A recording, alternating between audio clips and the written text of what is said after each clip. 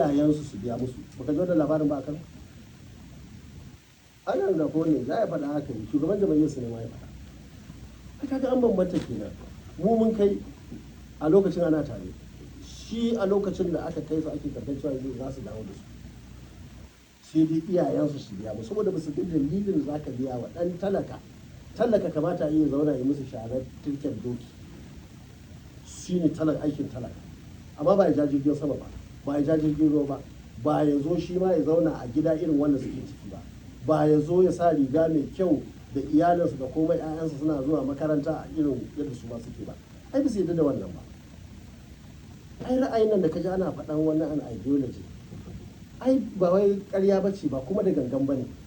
Duk wanda yake zaton zai ɗauki ya je kana talaka za ka ɗauki amanar ka je ka ba wa annan mutanen, ka yi kuskure, ba layinka ba ne. Saboda haka zancen kai makaranta da waɗansu abubuwa, to wannan lokacin ba muna tare, amma da gane kaga da ya koma cikin su za su kyale shi.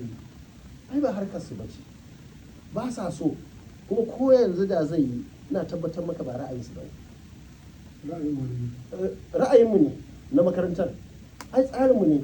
Duk Najeriya kaji wanda suka yi da muka yi, dan koya sai dai muka je makaranta. Kwanan da muka je Indiya na je wata makaranta na tare yaran Borno, an kai su da sun kai ko 20 ko 30, an tafi an je an kai su can irin wannan waɗansu suna koya suna kwaikwaya. Wani ma ya kai su saboda ba ra'ayinsa bane ba zai yi biya musu kuɗin makaranta ba, haka za su je su yi ta wahala su yi ta gurunguru. Sanda muka bar gwamnati da gandu da ya zo, a yaranmu a lokacin nan akwai musamman suke medicine shekara kaza, ai akwai wanda ba a biya ba. Kaga irin tashi faɗin da aka yi da rigimar da aka yi, sai ba da aka zo wannan abba a lokacin muna tare da shi biya musu, saboda ba ra'ayinsu bane. Dan talaka ne ta zama a talaka, kuma kowa in ka je ka bincika da wahala ka samu kaka uku wanda yake zaka ce a'a shi wani ne. Saboda haka tsarin ba ɗaya ba ne, ko mutum yana da niyya ba zai iya ba, saboda ba za su kyale ka ba ma, ba za su yi ba, mai suke so ka raba musu.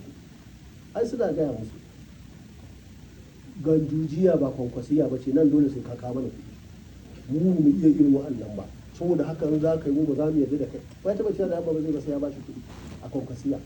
Ai ba ra'ayi mu bane, amma in mai mutunci ne kai mai daraja sai ka ɗauko sai ka fara, saboda shi ma wannan watakila ya cancanta ya zama gwamna, amma Allah ya sa ba a lokacin ya zama gwamna ba.